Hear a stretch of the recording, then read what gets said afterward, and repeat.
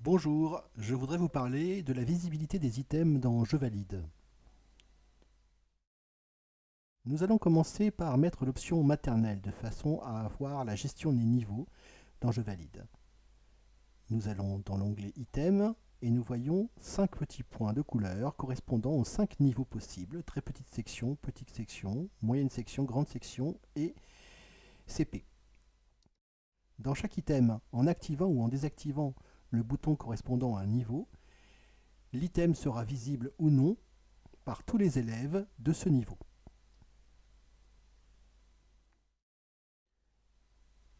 Dans l'exemple, je place les 4 premiers items de ma première section uniquement visibles par les élèves de très petite section.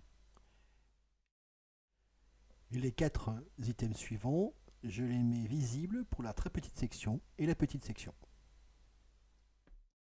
Je pourrais continuer comme ça avec tous les items, définissant ainsi quel niveau correspond à chaque item. Retournons dans l'espace enfant afin de sélectionner un enfant de très petite section. Nous voyons que dans la première section, nous avons bien le premier item, je me lave les mains. Sélectionnons maintenant un élève de petite section. Nous vérifions bien que les 4 premiers items ne sont plus là, je me lave les mains n'est plus là, le premier item disponible est je lave la vitre.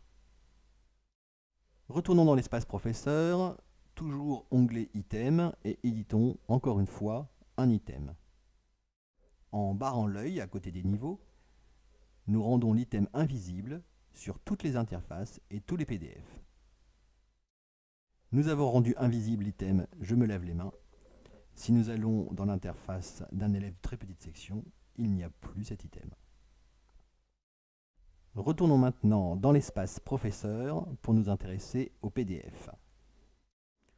Comme vous le savez sûrement, si vous allez dans l'onglet élève, que vous tapiez l'avatar d'un élève et que vous sélectionnez PDF, vous avez accès au menu permettant de générer 4 types de PDF.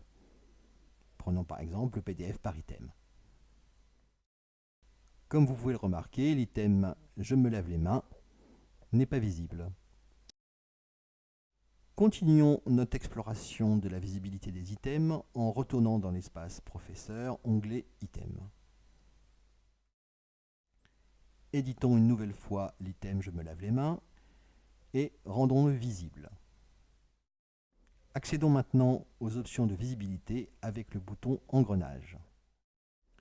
Nous allons commencer par l'option Item visible par l'élève, qui permet de rendre invisible l'item uniquement dans l'interface élève, mais pas dans l'interface professeur.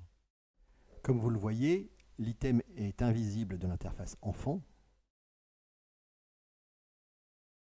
mais si vous générez un PDF, l'item est bien présent.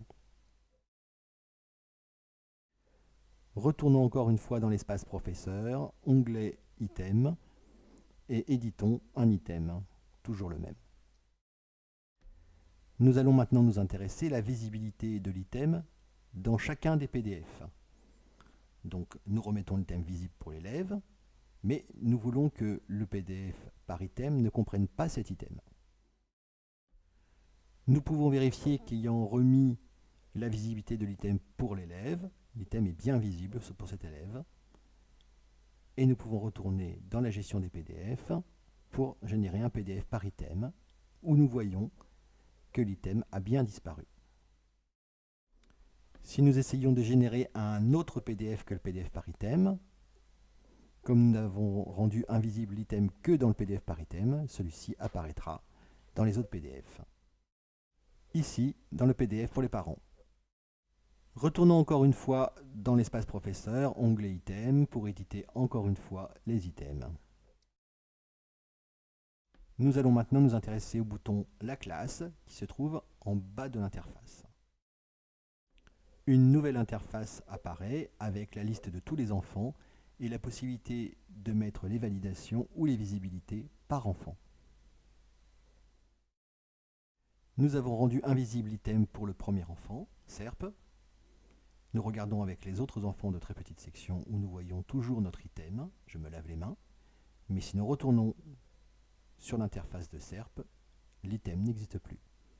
Il est invisible uniquement pour cet élève. Comme d'habitude, n'hésitez pas à me contacter si vous avez la moindre question ou suggestion. Au revoir.